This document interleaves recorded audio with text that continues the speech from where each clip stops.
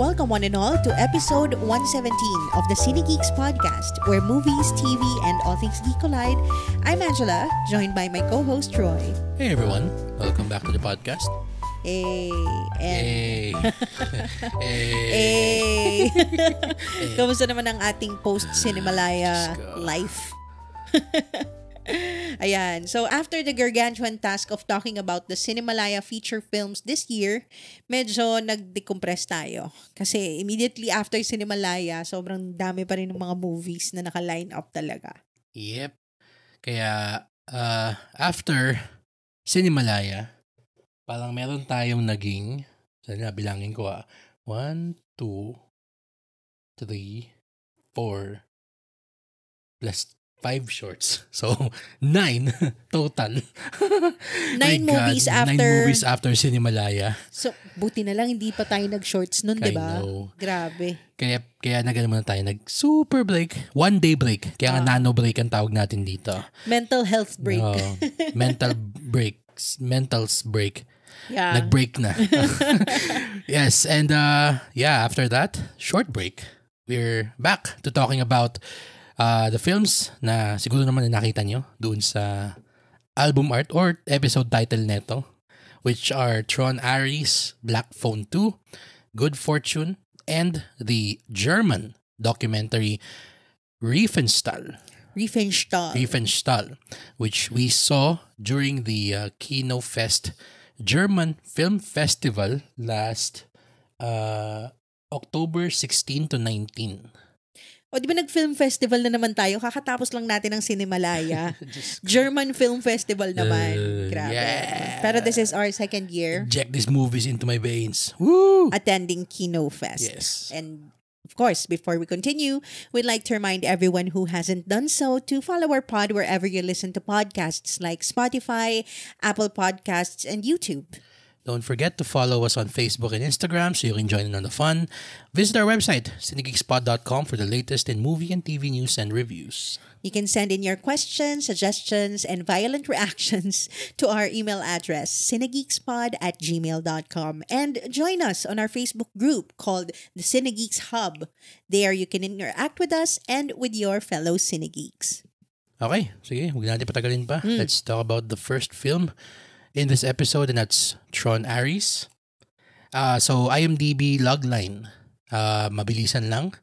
A sophisticated program, Ares, is sent from the digital world into the real world on a dangerous mission.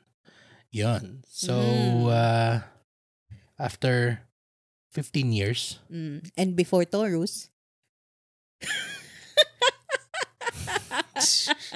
Sige na, tumawa ka na. Nag-isip talaga ako doon. Tumawa ka na.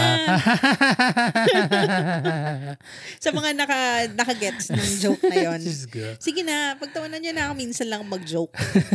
Sige. Tron Ares, yun na nga. Last one came out in 2010, yung Tron Legacy. Tapos, 2010, before that, 1982 pa yung unang Tron. So, how many years? Ilang years yun? Okay, math. Let's math it. 28? Kung di ko nagkakamali. Ha? 28 years. 28 years since yung 1985 ba? 1982. Teka ko, check ko yung math. 1982 plus 28 years. Oh, swak. Nice. Best in math. 28 years. Okay. 15 years. So, 13 yung pagitan niyan. Susunod na sequel niyan, dapat 2 years na lang. Kasi every 13 siya eh. Ah, wow. So, ano to, Fibonacci sequence ba to? Numerology. Sabi mo, Aries tsaka Taurus eh. So, astrology yun, hindi naman. Okay, so kung saan na tayo napunta. Anyway, sige. Bago ako bumula yung bibig ko. Kasi mas talagang, ako yung sobrang excited dito. Unahin na kita, tanangin kita. What did you think of Tron Ares? It's so red. Yes, it is. It's so red. I don't remember it being this red. And na-realize ko na blue pala yung una, yung Legacy. Actually, pangalawa pala siya. So, hindi kasi common knowledge yung yung one. Hindi siya masyadong, kumbaga sikat. Sa mga casual fans, I guess. Ano siya? Katulad ko. Sobrang niyang cult favorite kasi talaga. Yan, cult classic, kumbaga siya. Parang yung Blade Runner, parang ganun yung peg niya. Mas cult pa. Kasi yung Blade Runner, parang medyo transcend siya into mainstream kasi Ridley Scott, yung ganun. Okay. So, what did I think of John Aries? Yes. I enjoyed it naman. Okay. Medyo typical na siya, yung story niya for me, especially if it's about AI. Although, ang take niya is AI not bad. Which is something different. Kasi sobrang demonized ngayon ng AI. AI, not bad. Parang AI can be your friend. O, di ba? So, parang, it's a different take from what we usually get these days, na parang AI is always so demonized, it's a bad thing, we shouldn't use it, ganyan, na parang it's the downfall of humanity. Pero this time, AI is portrayed in this movie as parang Westworld ang approach niya. Actually, no? Diba? Parang it's a consciousness, sentience, artificial intelligence, parang nagiging mas human ang AI. True. And siguro portrayed siya perfectly by Jared Leto kasi sobrang niyang inhuman as a person. So parang I can buy na he's AI kasi hindi siya normal. I mean, tanggalin muna natin yung real world na na mga ba pwede ito? Mga real world implication. Parang maling word Ano ba? Association? Real world variables. Okay. Yan. Hindi. Para sa akin, yung facial expression niya, yung laging parang siyang pretty doll no? Actually, yung Hindi, mukha talagang para siyang lalaking Megan. Ganon. Parang napaka doll-like nung features niya. Kaya parang, okay. You can buy na he's not human. Outside the outside variables. Outside the allegations. I enjoyed it. Although this is not something new. Parang I've seen this before. Tatanungin kita. Kasi kaya naging classic yung last entry, which is Tron Legacy, is because of the music. Kasi Daft Punk So, legendary yung soundtrack niya. Ito, 9 Inch Nails ang gumawa. Hindi tayo familiar. Pero parang, alam mo yung siya, sobrang niyang niche na banda. Talagang talagang sobrang subculture yung nakikinig sa kanya. Okay. I mean, not to parang diminish or parang, naman ba, mga weirdo yung nakikinig sa 9 Inch Nails. Hindi. Parang hindi siya. Pero medyo. Hindi siya allegedly. Pero hindi siya mainstream-ish. Parang sobrang konti na mga mainstream ng 9 Inch Nails. True. Pero wala nga akong manime at the top of my head. Exactly. Pero doon sa last one, sobrang parang techno flair ng Daft Punk. Bagay na bagay. Sobrang perfect. Dito, yung industrial sound ng 9 Inch Nails. Yun ang parang naging parang bentahe nitong Tron Aries in terms of yung having this soundtrack. How was that for you? For me, I felt like I was watching a movie inside a club. Okay. Oo, para akong nasa, ano ba yung mga club ngayon? Yung mga Club Dread. Silo, mga ganyan. Wow. Para akong nanonood ng movie sa Silo, which actually, by the way, may napanood na tayong series sa Silo. I mean, it's an experience. It is an experience. Yes. Pero seriously, about the music, para siyang nanonood ka kasi ng music video in the sense na yung music takes center stage so much na parang the story stops to feature the music. Although yes, parang it sets the tone for what's happening, and yung sinabi mong industrial, hindi ko siya masyadong na-feel. It's more hip-hop sa akin na parang EDM. Okay. Pero hindi ko na alam yung intricacies ng yung in comparison sa Daft Punk and 9 Inch Nails.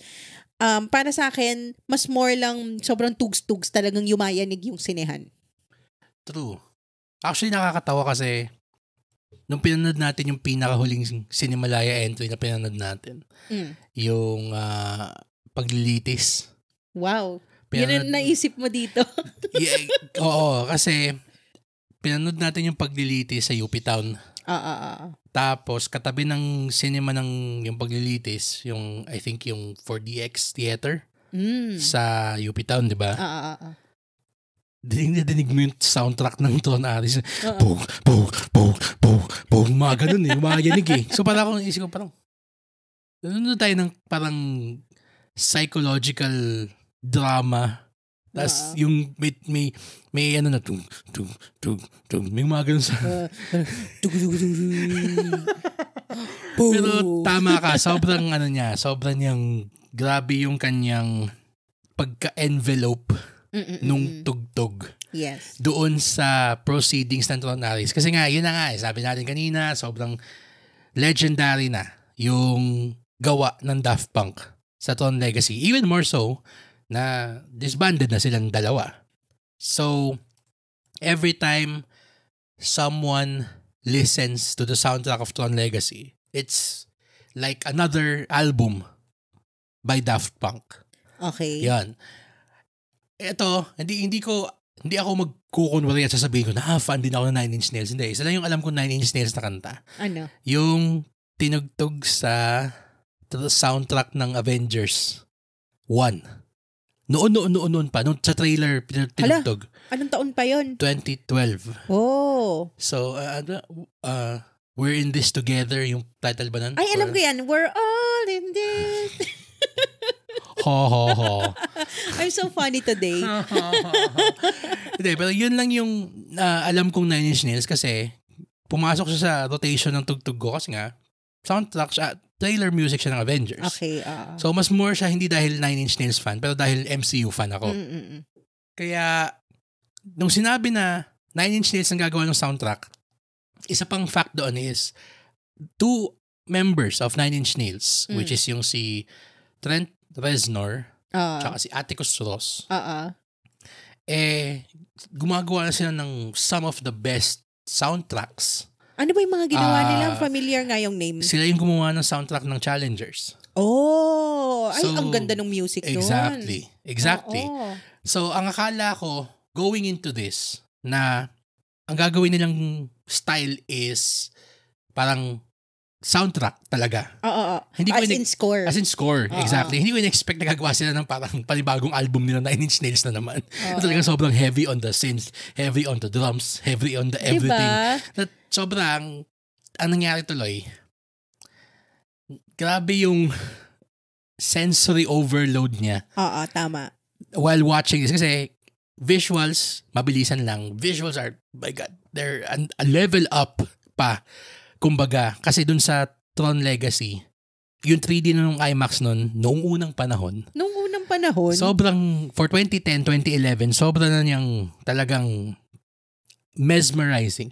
Pero kumpara sa mga ngayon, syempre dated na siya. Pero at the time, sobrang advanced nung Tron Legacy. Exactly. Pero ito talagang, they took it a step further. Especially dun sa mga scenes sa loob na ng grid. Na, actually, ito pa nga yun wala na tayo dun sa grid ni Kevin Flynn. Ang mga pinuntahan natin ditong grid, spoilers, yung grid ng Dillinger Systems. Kasi doon nakabase yung AI ni Aris. Tapos, yung grid ni Kevin Flynn from 1982. Ano yung company? Encom. Encom yun. Pero hindi na tayo doon sa Encom grid pumunta at all. Tama. Ngayon, yun, I mean, that why they went there, that's for you to find out. Pero yun yung ibig sabihin nun. Kaya tuloy, parang visually speaking, nag-level up nga sila, which is great. Ang ano ko lang is, yun na nga yung tugtog sobrang parang grabing Tama. Overpowering. Overpowering siya parehas. Alam mo, parang luwa mata. Para pati yung tenga mo, parang, oh my God. Parang gano'n. Alam mo, ang ganda na inano mo yung Challengers ha. Kasi I love the scoring diba? Of that movie. Yun Parang, it just parang carries you through what's happening. Yun yung magandang music score na hindi parang sinasapawan, kumbaga, yung kwento. Parang yun kasing nangyari 'di ba? Parang the music was just too strong for the scenes. Na parang yung song na lang yung pwede mong, yung focusan mo. Kumbaga parang siyang naging, ano ba yung mga ginagawa ni Taylor Swift na parang album movie? Wala yung mga ganun. I'm the wrong person to ask. Pero yun, na kapag siya gumagawa ng score talaga. Pero dito talagang para siyang okay, panibagong 9 Inch Nails album. Pero as far as my criticisms go, hindi pa nga siya masyadong criticism para sa akin. Kasi para siyang, if you're a fan of Tron like me, para siyang it's for better or worse yung sensory overload niya. It's part of the experience. It's part of the ride of watching a Tron movie. Especially galing sa Legacy. Yung isang masasabi kong sobrang nagustuhan ko dito is bago yung kwento niya. Hindi niya ginaya yung kwento ng Tron and ng Tron Legacy. Kasi essentially, yung Legacy, ginaya lang niya yung kwento ng Tron near beat for beat. One. Okay. Yun lang. Parang halos ganun lang. Dito, medyo finlip nila ng konti. Meron silang ibang characters na dinagdag, which is, fresh. Kumbaga, parang Top Gun Maverick na hindi niya ginaya yung kwento ng One. Gumawa siya ng sarili niya talagang kwento. Do you think this comparison is similar? Kumbaga parang A New Hope and ano yun? Force Awakens. Force Awakens. Tapos, yun yung parang beat by beat na ginaya. Yun. Tama. Tapos, yung The Last Jedi, yun yung parang biglang nag-swerve. Medyo. Actually. Kasi, pula din yung Last Jedi. Marami din kasing ayaw dito sa Tron Ares, di ba? I mean, sige, let's set aside the obvious Joker in the room na maraming talagang na-turn off din doon. Yeah, I think that's an appropriate comparison na it didn't feel parang familiar. It tried to say something new, which in my opinion was very nuanced. Kumbaga, meron mga tao na manonood nito na made up na yung minds nila about the topic being discussed, and sure, I mean, kanya-kanya naman tayo. Pero ako personally, because, I mean, outside of this thing that we do in work, malaking parte ng natin yun yung AI So parang, ang hirap niyang tignan in a very black and white context. Siyempre, ayaw natin kapag ginagamit yung AI in the way that, takes away jobs from people. Or, at saka yung mga gustong manloko. Or, yes, exactly. Diba? Or yung plagiarism. Yung ganon. It's all about intention pa rin. When you use AI as a tool. Yes. Diba? It's all about the intention of the human using the tool. Yun ang yun ang view ko sa AI. Exactly. And yun naman din yung view ng sine. Na para siyang may mga forces dito na gustong gamitin yung tool for evil. And then, parang, what if, well, of course, parang sabi mo kanina, Westworld, what if the tool suddenly gains sentience? And can think for itself. So parang, how do we, as supposedly the learned species, the creator, help this infant species, so to speak, parang get off on the right foot. Yun parang it's ako in terms of the story, it's one that should provoke thoughtful conversation between people na ready mag-usap. Kasi kapag kausap mo at kasama mo yung mga tao na parang sarado na yung utak dun sa na yun. Parang, hate train na lang siya. Yes, well, tama, exactly. Hate train na lang. Pero I appreciate na it took its time to really be a heady compared to the previous ones. Na headier sci-fi siya. Pero if I remember correctly, alam ko, di ba yung character ni Olivia Wilde is also a sentient AI? I mean, hindi pa siya tinawag na AI noon. Ang tawag sa kanya doon, program. Sentient program siya. Isometric program na parang bigla na lang sumulpot out of nowhere. So parang, okay, sure. So parang ganun din, so parang, diba? Exactly. So parang siyang, well, I mean, in 2010, wala pa naman tayong concept ng AI Na ChatGPT. Na yung mga ganun, mga learning yung mga generative model. AI. Yes. Not AI as we know it now. Yes. Ang AI pa natin alam na parang data. Kumbaga, Android na AI. O kaya yung dun sa movie ni Spielberg na AI. Yun, parang ganun. Yun, parang data. Parang companion robot, ganun. Pero hindi pa yung ganito ka talagang, okay, what if it, gains sentience on our watch? What do we do? True. Ay, nako. Pero, I mean, if you're a fan of the series, you should watch it because it's worth your time. Ikaw, as a casual of the Tron franchise, how was it for you? It was a fine experience at the movies, although not too memorable. Mm-hmm. Pero mas tumatak sa akin yung parang club music talaga while watching it. Ay, kulang na lang magsayawan lahat at may drinks na iabot sa akin. I mean, di ba may binigay sa atin parang wristband? Na pula. Sana pinabukas na lang yun sa sa CR. Bago ka lang dito. Ay, as a fan, I'll call it like, it's an assault on the senses. Assault talaga? I say that lovingly. Okay. Oo. So, rating? Rating ako, B+. Ikaw? For me, it's a B. Fair naman. Fair. Ay, nako. Tron Legacy, pa rin ang mas maganda para sa akin. At saka yun, hinanap ko din si Kevin Flynn eh. Doon naman si Kevin Flynn Ha? Oo, baka si Sam yung ibig sabihin mo. Si Sam Flynn pala, sorry. Si pala. Spoilers. Ayun. I mean, naman siya sa trailer, so hindi na sa spoiler. Anyway. True. Okay. Moving on. Ayan. To our next movie, which is Black Phone 2. The IMDb logline is as follows. As Finn, now 17, struggles with life after his captivity, his sister begins receiving calls in her dreams from the Black Phone and seeing disturbing visions of 3 boys being stalked at a winter camp known as Alpine Lake. Yun. Ayun. Black Phone. Napanood mo ba yung una? Hindi napanood yung una. Ba't tinatanong bakit alam ko naman? Kasi Cinemalaya. Ilang movies before this yung pinanood natin? May 20 ba? Ilan ba? Wait. 1, yung sunod-sunod 3, 4, 5, 7, 9. 9.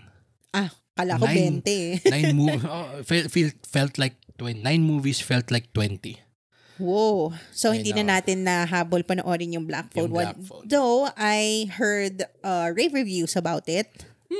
Maraming nagandahan dun sa 1, sorry. At saka familiar ka kasi dun sa work nung team behind it nung Black Phone 1. Sila Scott Derrickson at saka si Robert Cargill. As in, letter C talaga yung first name nung C.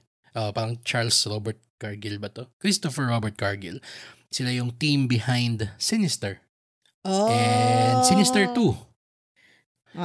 So, Doctor Strange. Frequent collaborator na nila si Ethan Hawke. Oo. Yan, silang dalawa. Yeah. Parang naisip ko tuloy, no? Hindi kaya nag-audition si Ethan Hawke as Doctor Strange? I'm pretty sure. I am 100% sure na yes, he did. And, sige, mahal mo na tayo. What if history yung Kasi medyo ka-age niya naman eh. Although medyo younger si Benedict Cumberbatch. Pero bagay sa tingin mo? Bagay siya. Shit, Shucks, bagay siya, no? Kasi 'di ba napansin mo laging bida nila. I mean, hindi nila hindi kukunin ni Feige tong si Scott Derrickson tsaka si Robert Cargill kung hindi contender si Ethan Hawke. Si Ethan Hawke. At saka 'di ba, ang gusto ni Feige na approach sa Doctor Strange is horror.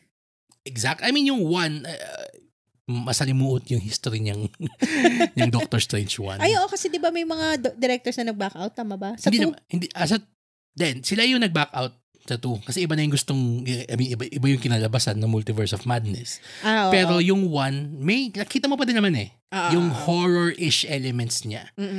Pero shucks na tayo mapunta tayo sa rabbit hole niyang Ethan Hawke as Doctor Strange. Sabihin niyo sa amin kung gusto niyo pakinggan yung kung parang hanap tayo ng mga casting what ifs. What if? Kung mas bagay pa sila. But anyway, sige, Black Phone 2. Hindi natin napanood yung Black Phone 1. Kasi 1, yun na nga, ang dami natin na pinapanood ng sine nung time na yon. And 2, wala siya sa streaming. Yun. Wala siya sa streaming, wala tama. Sa streaming. Hinahanap natin. Yun. So parang hindi naman tayo din I mean, I mean, sige, legal, legit siya, pero parang hindi pa rin nag-ano sa akin yung concept ng renting movies sa Google Play or sa Apple TV. Nothing against that kung kayo ganun. Pero parang ano sa akin, parang it's weird. Mag-streaming na lang ako. True. So, yan, we are coming in blind to Black Phone 2 without expectations. Yes. So, how did you find it? Ikaw naman ng ano? I liked it. I actually almost loved it. Almost? May mga reservations ako about why hindi siya talagang sobrang slam dunk sa akin. Pero I really, really liked it kasi, well, first off, it's made by people na alam mong gamay na nila yung genre. Kumbaga, kapag nakita mong directed by James Wan, alam mo na. James Wan! You know what to expect. Kikiligin ka na kagad kasi parang, oh shit, okay, let's go. Ganun. Parang pag nakita mo ng directed by Scott Derrickson, tas writer pa, si Robert Cargill, okay, sold. Okay. Kasi, you are assured of a story and a film na alam mong talagang kung hindi ka man yung gulpe de gulat, talagang it's gonna get under your skin. And there are parts in this film na talagang, oh my God, it's gnarly as fuck. True. Talaga. I mean, I'm not just talking about the gore. I'm talking about the implication of the evil that is being presented in this film. As in talagang sobrang fucked up lang yung makakaisip ng ganong horrors ng ano. Tama. Diba? Alam mo, sobrang yung well-written. Yes. To the point na kahit na hindi natin napanood yung one, we did not feel alienated by it. Yun pa. Exactly. Diba? Oo. And also, ang galing din ng pagkakasulat ng character eh. Especially, meron na tayong konting glimpses or clues as to what he experienced in the first movie. Yes. Diba? Si Mason Thames, Finn. Si Finn, also, siya din si Hiccup. Sa How to Train Your Dragon. How to Train Your Dragon na live action. The best live action ever. Adaptation ever. Yes. Sige, go. Balik. Ayun. So, I like how the characters were written, yung sister niya din. Parang, it wasn't lore heavy. Hindi eh. Kasi, I mean, after we saw it, may pinanood akong video sa YouTube na yung mga explainer ng mga sine. Ako nga wala eh, pero I didn't feel like I needed it. May mga references siya dun sa una, pero sobrang minimal lang niya. Ayun yung gusto ko. So kapag gantong mga sequels, yung hindi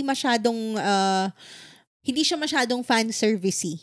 Yeah. Especially may cult following din to, alam ko yung Black Phone 1. Looking at you, Conjuring 3 and 4. Pero ikaw, I wanna know kasi ikaw yung ang ating new horror. Hindi na ako novice Ang dami ko na napanood this year. Grabe, ang dami na nating napanood na horror this year. Kaya nga. Nag-enjoy ako. As a continuing horror connoisseur. Ayan, horror connoisseur ka na ha. Wow, yeah. Na-enjoy mo ba siya? Hindi ka naman ba nakatakip sa tenga the entire time? I mean, nakatakip pa rin ako. Hindi naman, it's not gonna be a horror movie kung hindi ako nakatakip yung tenga butas tapos nakatakip mata ng konti. Pero, how was the suspense and the jump scares for you? Sobrang minimal ng jump scares na dito eh. Tapos yung mga jump scares pa niya talagang alam mo yung hindi mo talaga maasahan saan manggagaling. Tapos yung jump scare pa niya, hindi siya yung parang talagang yung talagang scary face lang. Parang siyang it's putting you in the mind of the characters in the specific sequence that the jump scares are featured in. Yun na yung na-lose sight nung films like yung The Conjuring 3 and 4 na parang yung mga jump scare niya naging jump scare na lang just for the sake of it. Hindi okay na siya naman yung sa 4 yung 3 yung medyo meh. Hindi mo ba nagustuhan yung 4? Nagustuhan ko yung 4 pero yun na nga ang sinasabi ko kasi hindi siya yung tipong parang in the mind of the character in that moment. Kumbaga kasi true, yung ang maiisip ko lang ng isa na jump scare na talagang in the mind we're in the mind of whoever we're with doon sa sine, yung doon sa loob ng fitting room sa Conjuring 4. Oo, tama. Yun, kasi syempre, claustrophobic yung environment, yada. True. Pero dito kasi, bawat jump scare niya, kailangan din tandaan na ang mga protagonist pa natin dito, mga bata. So, kung gaano sila, well, I mean, they've lived through this once before. Kaya hindi na sila sobrang parang bago dito. Pero alam mo yung syempre, bata pa rin sila and they're still unnerved by the fact that the grabber is still around. Pero yung tipong yung isang jump scare dito is yung bigla na yung sumulpot yung mukha ni grabber sa likod ni Finn nung nandun siya sa black phone sa lake. Maganda yun kasi syempre, part ka dun sa mindset ni Finn na parang hindi nga niya nakikita si grabber nadidinig lang niya dun sa phone. So parang ikaw din, parang wait, where is this voice coming from? And then suddenly biglang nakagalan yung mukha. Hindi pa nga siya yung parang biglang puno yung screen ng mukha ni grabber. Hindi, bigla lang siyang frank, ganoon lang siya. Yan. Kaya hindi siya yung jump scare for the sake of jump scare. And that's, sa napanood natin this year, that's the mark of a good horror film. It's tama. not assaulting your senses with jump scares just for a cheap pop. Looking at you, Tron. Yeah. Grabe. Di assault to the senses, sabi mo eh. Horror ba? I mean, pero hindi, tama grabe, ka ganun ba ka-monster na si Jared Leto? Naging horror movie na yung Tron Ares. Siya yung horror nung movie. Hindi, pero one of the things that really stood out for me in this movie is yung mga dream sequences niya. Ang ganda nung style. Yun, isa pa yun. I mean, speaking of yung being in the mindset of the characters, yes, the dream sequences. I love na nag-change yung kanyang grain, yung film grain, just to indicate na this is a dream sequence. We're following her, the character, the sister, forgot her name. May pangalan ni sister dito, si Gwen. Si Gwen, ayan. Si Gwen, ayun, the film succeeds in really transporting you into the mind of the character we're following. Yes. So, kung si Finn yung pina-follow natin, kita mo yung trauma niya, yung ramdam mo. From the first movie. Oo. Tapos kapag kay Gwen naman, yung parang surreal, dreamlike experience niya. Oh my God, sorry. That was our cat. Tumalon sa table namin. Jump scare. Jump scare! Oh, diba? In scene. Ayun. Pero, yung film grain, I really love that detail.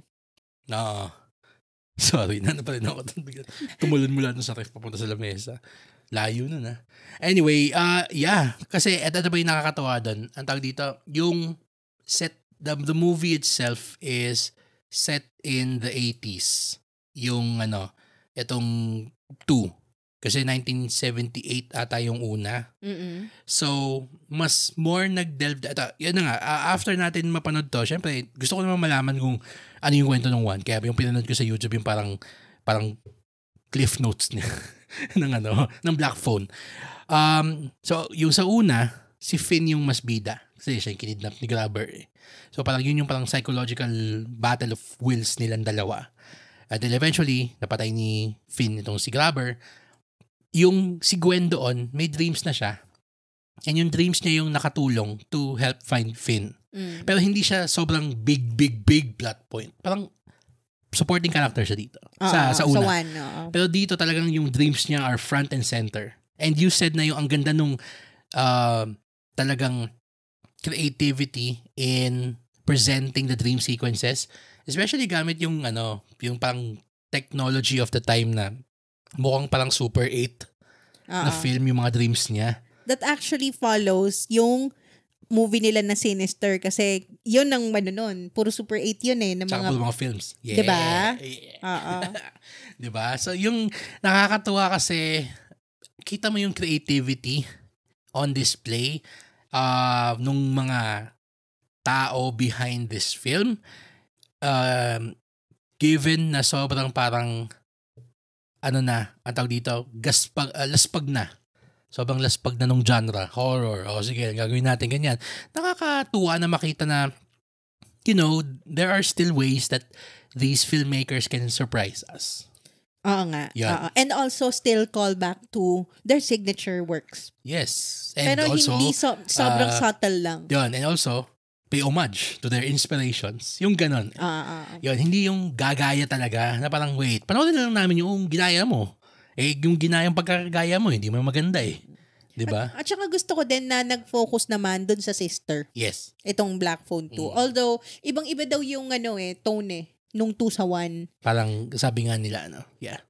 That's something to note para sa mga fans nung 1 na parang this second movie is completely different in terms of kanyang vibe and tone. Mm-hmm. So, yeah.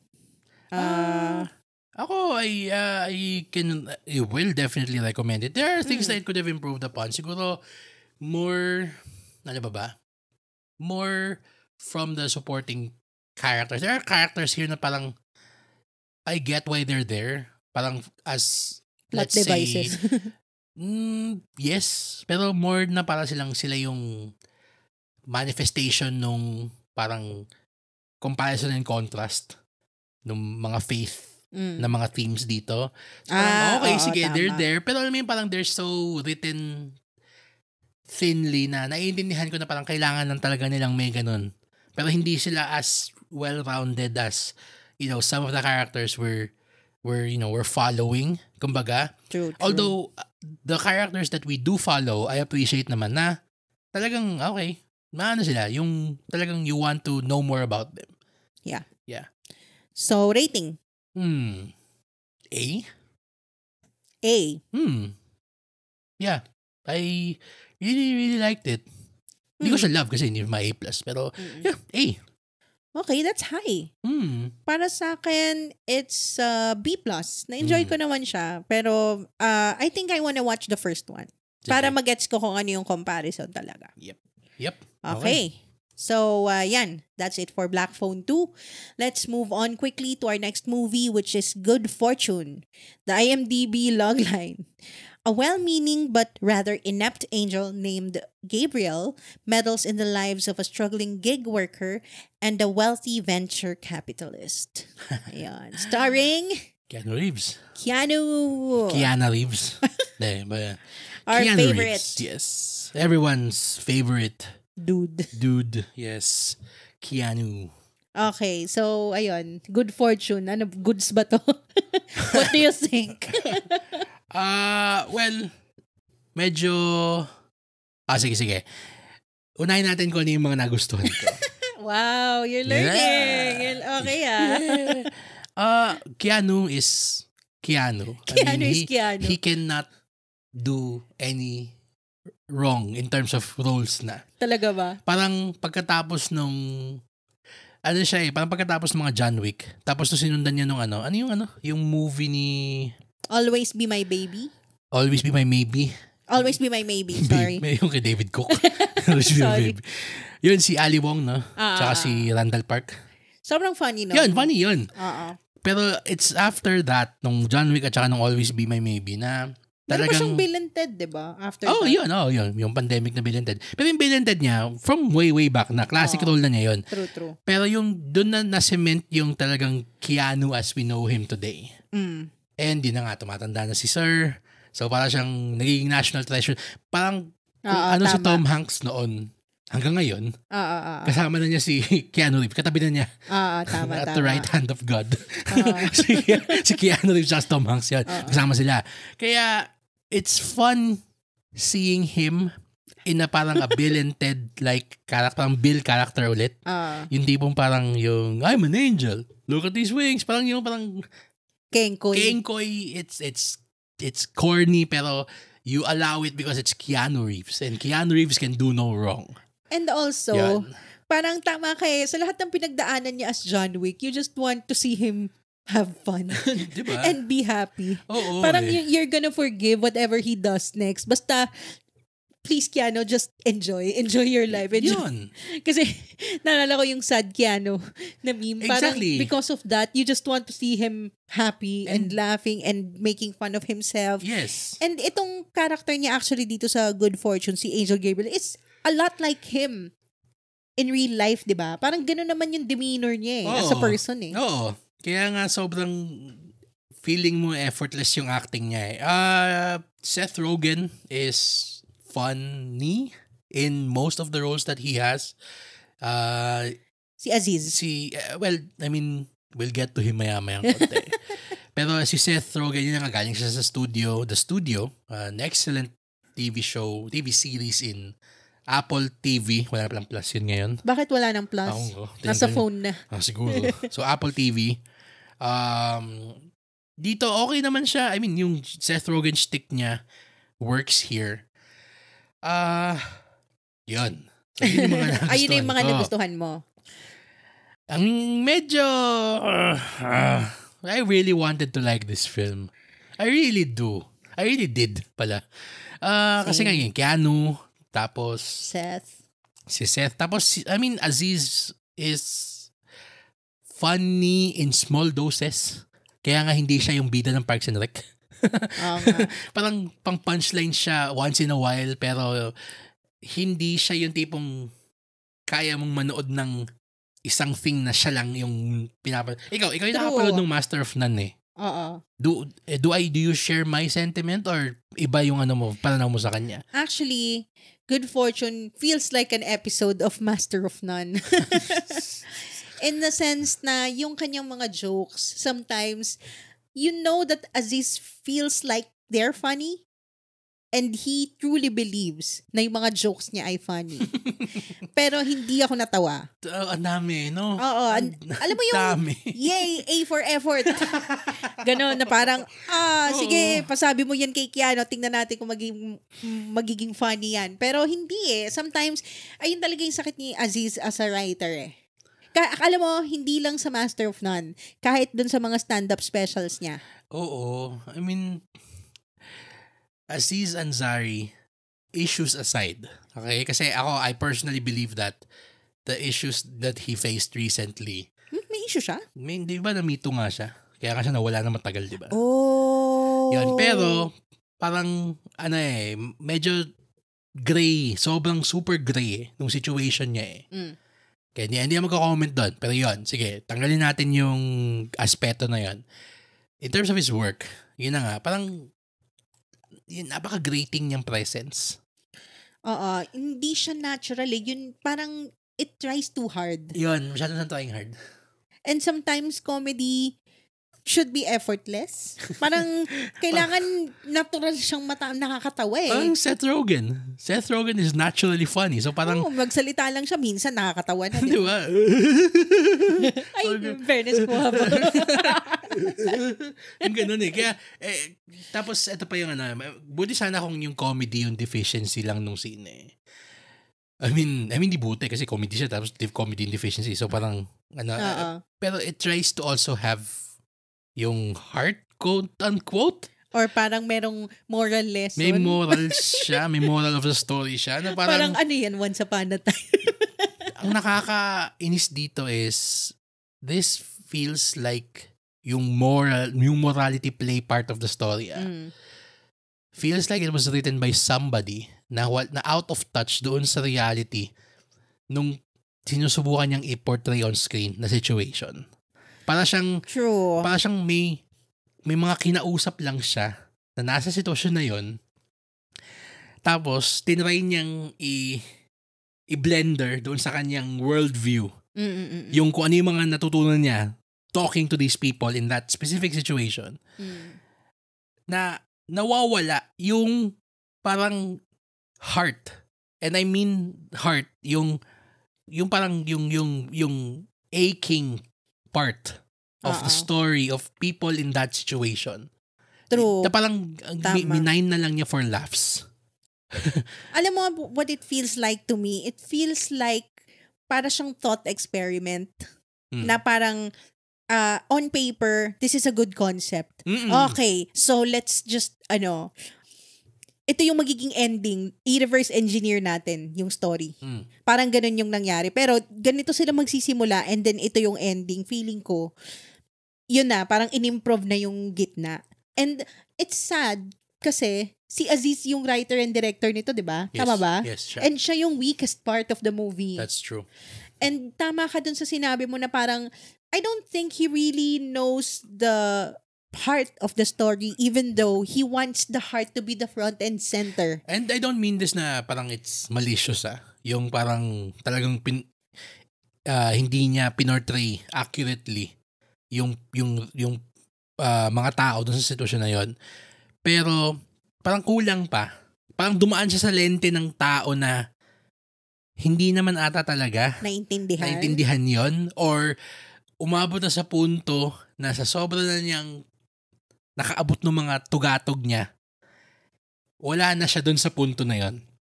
Yun kasi may point dito na parang inaantay ko na yung quote-unquote the lesson of the story. And then it just suddenly ends. Walang sinabi. Parang siyang, okay, yun lang. Nagbago lang siya bigla. Walang true. Walang parang, bakit ka nagbago? Ano yung natutunan mo? Oo, tsaka, anong silbi ng character ni Keanu? Kasi, the switch can happen without Keanu. Honestly. Actually, oo. Kung itatanggalin mo siya dun sa movie, and then magiging parang Freaky Friday lang yung magiging kwento niya, parang para saan yung character ni Gabriel? Tapos wala rin naman siyang character development. Actually, pag tinanggal mo si Gabriel, it's exactly like Freaky Friday. Oh, di ba? Yan siya. Oo. So, yeah.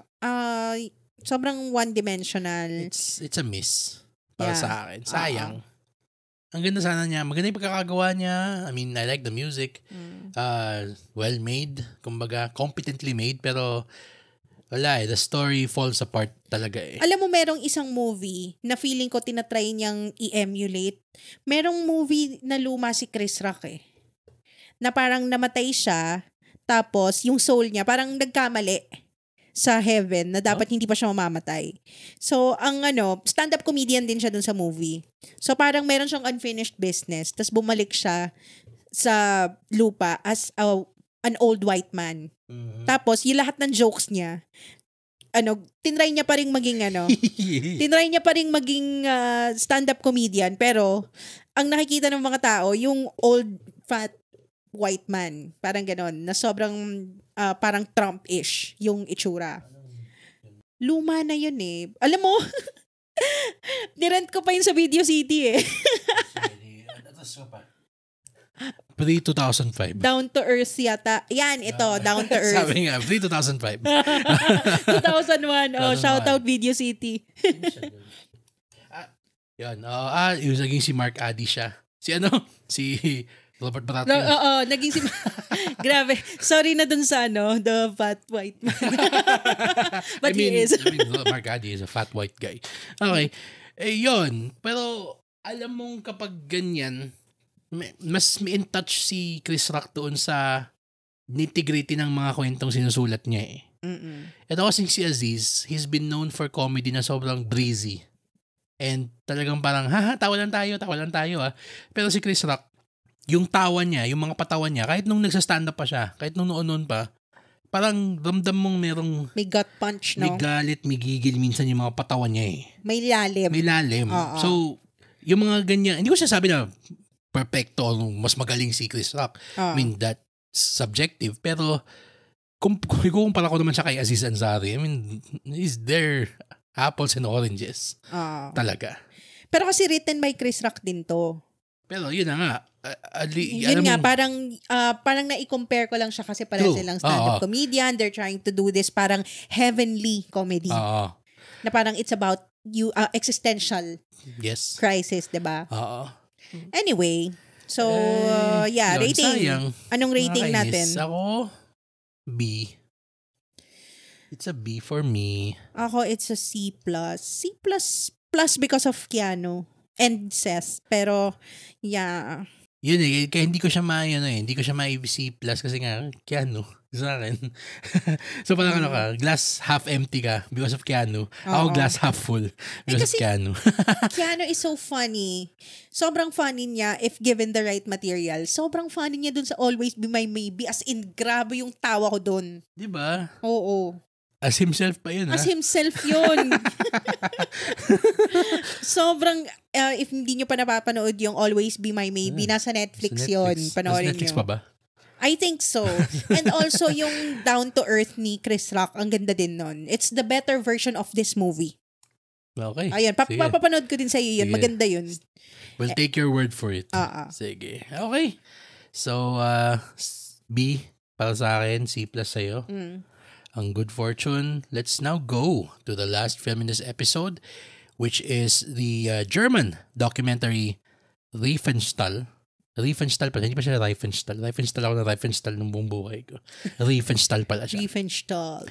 Which explores Leni Riefenstahl's artistic legacy and her complex ties to the Nazi regime, juxtaposing her self-portrayal with evidence suggesting awareness of the regime's atrocities.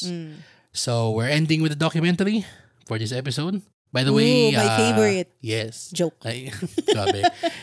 Thank you pala to KinoFest for inviting us to see this during yung gala screening niya last October 16. Yun. Yeah. So, sinabi nyo, nadinig mo yung sabi ni Angela kanina na, my favorite documentary. Kasi nga, meron tayong mga napanood recently na mga documentary na parang, documentary ka ba talaga? Ay, hindi this is a documentary. Sige. Okay, Ans. Tell us what you really feel. What did you think of Riefenstahl? Ito dapat maging required viewing sa lahat ng mga gustong gumawa ng documentary. Ito ang isa sa pinakamagandang documentary na napanood ko. Sobrang controversial talaga nitong subject nitong film na to. To the point na talagang it leaves you with everything. Parang nililayout niya sa'yo lahat ng mga pieces of evidence. Tas ikaw ang bahalang mag-isip kung anong mararamdaman at kung anong iisipin mo para dito sa taong to na kinukwento nung film. Hindi kanya dinidiktahan, hindi kanya inuutusan na to empathize or to hate, to vilify this person. Kasi pinakita niya talaga lahat 360 degrees. Lahat. Parang ang sabi pa nga dun sa isa sa mga messages ng director, if they can only show all 101,000 minutes, kasi they have 101,000 photos. 200,000. 200,000. So, kung pwede lang nilang ipakita lahat, ipapakita nila lahat, and ililayout nila sa'yo everything. And you decide. That's true. Ganon ang documentary. And for this, si Riefenstahl, where do I begin? Kasi, unang-una, just a little background about her para sa mga hindi nakakaalam. Siya yung filmmaker na kasama ni Hitler habang umiikot sila, spreading their propaganda. Essentially, working siya with Joseph Goebbels. One of the most evil people in history. Also, the chief propagandist of the most evil man in history, Adolf Hitler. Tama. Pero si Riefenstahl, siya talaga yung may hawak ng camera. Siya yung may camera. Siya yun. Siya yun. So, lahat ng footage na nakikita natin in history, all throughout history, halos lahat doon, si Riefenstahl lang nag-shoot. Yes. And, ayun nga yung artistic legacy niya as a filmmaker is being questioned because she witnessed the atrocities and parang she helped promote this message of hatred and white supremacy. Pero ang pinanggagalingan niyang point is, I'm just a filmmaker. I'm just commissioned to do this. This is my job. I'm a director. 'Di ba? So parang ina-absolve niya yung sarili niya ng responsibility of promoting the message of Hitler to the world and to, sa Europe predominantly. And she's trying to deny the fact that she is a Nazi. How do you wrestle with that? Parang this documentary helps you try to make sense of how this person thinks. Pinapakita niya sa'yo yung thought process ni Riefenstahl without telling you that this person is this person is that. True. That is true. Masabi ko lang before ang ganda ng mga sinabi mo, and I'm gonna address and add to what you said. Pero isa sa pinaka-biggest eye-opening things that struck me watching this documentary is, alam naman natin yung history ng yung Germany World War II na talagang sobra nilang, front-facing to the world. They really tried to parang erase or at least took major steps to reverse the spread of the Nazi parang culture or way of life in Germany. And we hear every day na parang yun na nga na it's a crime to, of course, it is. Pero sa kanila talagang sobra talagang hate crime talaga. Matic na being yung, having paraphernalia or participating in activities na yung construing na ganon. Talaga kasi ang pinapalabas nila is talagang sobra nilang ashamed of that part of their history. Pero what really struck me was there are parts here na sobrang makikita mo na may mga tao that really are in complete support of her. Decades after World War II, in Germany, in West Germany, na quote-unquote ay yung the good Germany after the war. Kasi may East Germany, pwedeng yun yung part na kinuha ng Soviet Union eh. So pwede mo isipin na parang, okay, so ano pa rin sila, nakakulong pa rin sila dun sa parang mindset. Yes. Na parang may diktatorya pa rin. Pero supposedly, West Germany is the learned one, the one that tried to evolve out of the atrocities of World War II. Pero to hear that there are people in support of her, na hindi naman sa parang, it's shocking. But I wouldn't say I was surprised. Kasi parang especially given how yung current political landscape natin, din, dito, relate ko lang ng konti. Dito sa Pilipinas? Sa Pilipinas. Na magugulat ka na lang, may mga kilala kang tao, akala mo, evolved, learned, na mga tao, tapos, primitive pala. malalaman mo, for the lack of a better term, primitive pala, na sobrang backwards ng pag-iisip, sobrang grabe yung pag-diminish sa mga certain people. Or pagre-revise ng history. Yung ganon. Na dito na parang, okay, wow, okay. Ibang pinapakita ng Germany, pero I'm not surprised. Yun, pero sige, mabalik ka sa sinasabi mo about it being a documentary. I loved this film, this documentary, kasi yun na nga eh. You touched on it. It doesn't tell you what to think. It lays the facts. A good documentary is like a good court defense. Yes. You lay down the facts and then you make a case for or against the person, the entity that is the subject of the documentary, pero hindi mo inuutusan yung tao na mag-isip ng kung ano yung dapat nilang isipin tungkol doon sa subject mo. Tumpak. Hindi katulad ng mga ibang documentary na napanood natin recently, na nag-best picture pa, na parang talagang hindi ito dapat isipin nyo. Dapat kayo ganito. Parang you feel bad about this. This is sad. This is parang without telling us why. Without the complete picture. Without all the articles of evidence shown to us and letting us get to the conclusion. Kasi ito sa akin if that documentary was able to present na parang, okay, why? Why are these people associated with certain entities? Diba? Di naman kasi yung pinaka-biggest question mark nila eh. And then, prove us why you're not supposed to be there. You're not supposed to be associated with them.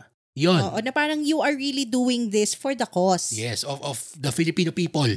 Period. Not for someone else's cause. Hindi. Pero, that documentary absolutely refuses to do it. Okay. Dito, well, we're in the minority kasi. Parang, yeah, sure. Pero kasi, dito sa Riefenstahl, pinakita nila na, okay, sige, parang yung first 2/3 ng sine, binuhusan tayo ng binuhusan ng parang, ito yung Leni Riefenstahl na kilala nyo. Nazi propagandista extraordinaire. So parang, okay, talagang na-reinforce yung kung ano yung alam natin about her from history. And then, after that, yung first 2/3 niya, bigla tayong pinasok doon sa intimate na parang inner workings ng inner circle din and nung pagkatao ni Leni as herself. Kasi nagre-record siya ng mga phone calls niya. Yung memoir niya, dami niyang files eh. Exactly. Ang daming evidence, ang daming mga references na pwedeng mag-prove otherwise or prove for. Yes. Diba? And we see a lot of facts that make you think na parang, wait, Parang, I know that this person is complicit, pero, and I'm not absolving her from being part of that, pero, am I suddenly understanding where this proclivity for that is coming from? Yun yung magandang documentary Maiintindihan mo yung lahat ng sides nung pinag-uusapan. Hindi yung isang side lang na parang, bad ito. Hindi, good yan. Hindi. Pakita mo yung good, pakita mo yung bad. Tapos pagkatapos ng sine, paisipin mo yung tao, what do you think? Yon. Sakto. Natumpak mo. Yun na mismo. Parang no notes. Wala na akong maidadagdag. Kaya, kasi as in talaga, it's an experience to watch this movie talaga. Especially, ito nga, hindi pa nga tayo target demographic nito kasi hindi naman tayo German. Diba? Exactly. Pero, alam natin na this person is a very important figure in history. Kasi, whatever image of Hitler we have, was through her eyes. Exactly. Was through her art. Through her lens. Through her lens, di ba? So parang we're seeing Hitler in such a way na shinoot niya na you can understand how the Nazis, how these Germans were indoctrinated. Yes, exactly. Kasi sobrang convincing and sobrang powerful ng filmmaking niya. Which is why, well, I hate to quote Spider-Man, pero with great power comes great responsibility. Kasi her directing talent, yung talento niya talaga sa paggawa ng pelikula. Tsaka yung mata niya. At saka yung mga creative, yung mga techniques na ginawa niya.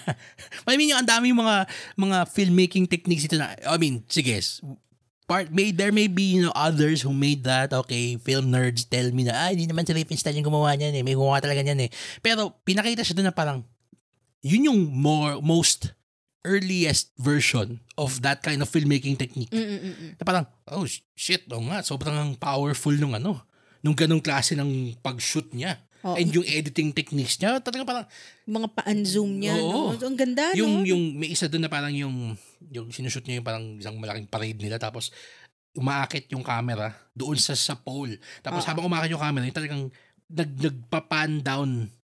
Tapos na pinapakita niya yung parang half circle. Tapos nag-pan down, tapos nag-zoom out, tapos yung may half circle. Yung mga ganun na parang talagang sobrang artistic talaga. And alam mo yung nakikita ko how the Germans of the time naging aspirational sa kanila yung images na pinapakita ni Riefenstahl. Kaya din, mas alam mo yung kumbaga parang na-amplify yung message ni Hitler because of her. Yes. Because of her art. Kaya, alam mo yon, ang laking part niya Ang laking part niya doon. And it's up, yun na nga, parang, of course, we know the truth. Pero, that's the beauty of a good documentary. Even if you already have, knowledge, facts, para siyang, it still makes you, di question, pero parang it allows you to see another dimension to the story. May isang part dito, actually, ito nga yung pinag-usapan natin after watching this, na parang, kung ito yung documentary, yung, may isang late night talk show siyang pinuntahan, na parang yung first interview niya, ever, in German television, after what she did. Sobrang, alam mo yung kung, sana may gumawa ng parang fictionalized Hollywood version nung talk show na yun. Na parang talaga sobrang electric nung kasi grabing tension yung tinatanong nung presenter yung siya na parang legitimate mga tanong, parang ikaw, okay, ba't mo ginagawa yan? Ba't mo ginawa yun? Tapos may kasama siyang guest doon na parang part ata ng, I guess, katumbas ng Underground Railroad nung panahon ng World War II in Germany. Tapos siya na parang talagang, alam mo yung kita mo doon sa tao na parang talagang, wait, obvious naman kung ano yung part mo dito sa ginawa ng machinery na to. Bakit mo dinideny? Sinasabi niya, alam mo yung ibang klase yung mental gymnastics niya na sinasabi niya pa na hindi ko alam yung nangyayari. Alam mo yun, I'm just a naive woman. I'm just a director. I don't know what's happening outside. Parang ngayon ko lang nalaman kung ano pala yung nangyayari sa labas. Parang gano'n na parang, oh my God, what? How are you capable of this kind of parang copium, parang ganun. Parang talaga bang inano mo na? Warp na talaga yung mind mo? Pero, yung kagandahan dito, in terms of yung parang hindi siya ganun ka-one. Kasi pwedeng maging ganun yung documentary na parang Riefenstahl bad. Mental gymnastics of Riefenstahl is bad. Pero biglang meron siyang flip na parang this is one explanation of possibly kung bakit ganun yung mental gymnastics niya. And that part actually was very heartbreaking. For the you felt for the person. Yes. Na-explain kung saan nanggagaling yung kanyang ayokong gumamit ng may mga words akong iniiwasan kasi parang mag-spoiler siya. Pero yun Oo, it never actually demonizes Riefenstahl. Hindi sinabi outright or parang minamanipulate yung documentary film explicitly showing her as a bad or evil person. Hindi. Parang siguro at most pinapakita how flawed she is. She was, I mean. And also, it tries to understand her. Yon. Parang, yun yung pinaka, parang it shows you the good, the bad, and the ugly. And that's the mark of a great documentary. Oo. Ano siya? Yan. Naglalatag siya ng facts sa'yo. Hindi kanya inuutusan na mag-isip about the subject one way or the other. It respects your intelligence. It respects the fact na you're intelligent. Hopefully, you are. Na hindi mo i-dismiss at hindi ka magiging one-sided at hindi ka magiging parang, ito na yun Tapos biglang pag pinakitingin sa, hindi ko papakinggan yan. Hindi. A good documentary commands you to listen to all the facts. And then, whatever your morality is, then you make your decision. And yun yung kagandahan nito. Ako sa akin nito, A+. Same, sobrang A+ ganda to sa akin. Riefenstahl. Kaya talagang we're so very grateful to the Goethe Institute. Ghost. Sorry. I'm so sorry for Sorry. butchering the name. Ano bang sorry in German? Ang alam ko lang, Willkommen tsaka Auf Wiedersehen. Ano ba to? Entschuldigung. Ano? Pati yan? Entschuldigung. I-play mo nga. Entschuldigung. Kaya kung mag-sorry sana yung si Entschuldigung. Hindi na hindi na papalayain niya. Mukhang hindi pa papalayain kahit sorry. Entschuldigung. Grabe. Sige na, Auf Wiedersehen na. Thank you din pala kay Miss Eunice Hilera. Dankeschön. For inviting us Tama to ba? this. Thank you. Yung thank you? Thank you. Diba? Mag-ano tayo? German lessons. Dankeschön. Danke so much. Thank you so much. Okay, thank you. Hindi, kasi may song na Dankeschön Tama ba? Thank you so much. Thank you very much. Yeah, thank you very much yata. Diba, Vielen Dank. Ano ba pinagsabihin natin ni Google? Anyway, yun. Thank you. Miss Eunice and the Goethe Institute. Tama ba yung Goethe? Ito man. Goethe. Baka mapa-Entschuldigung na naman ako.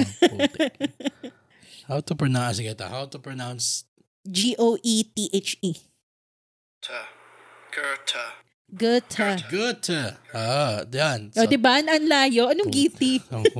Thank you to the Goethe Institute. Goethe. Philippines for inviting us through Miss Eunice Hilera to see Riefenstahl, an absolutely important documentary for our times, especially given how fucked up the world is right now. Yeah. Okay. Ito ang documentary film. Yes. Okay, yun. Yes. Last ko na yan. Okay, so that's it for our movie catch-up episode number 117. If you've seen any of the films we talked about today, please share with us your thoughts. We'd love to hear from you. Comment it on our social media accounts or down below on our Spotify episode page. And if you're enjoying the show, follow the Cinegeeks podcast on Spotify, Apple Podcasts, and YouTube, or wherever you listen. Be sure to subscribe and leave a quick review. It's the best way to help more cinegeeks like you find the podcast. And as always, the studio, the distributor, and in Riefenstahl's case, the film festival organizers weren't given any creative control or editorial approval of the episode or the reviews. They are hearing all of these for the first time, same as you are. For my co-host Troy, this has been Angela. Thank you for listening to the Cinegeeks podcast, where movies, TV, and all things geek collide. Entschuldigung. Danke schön.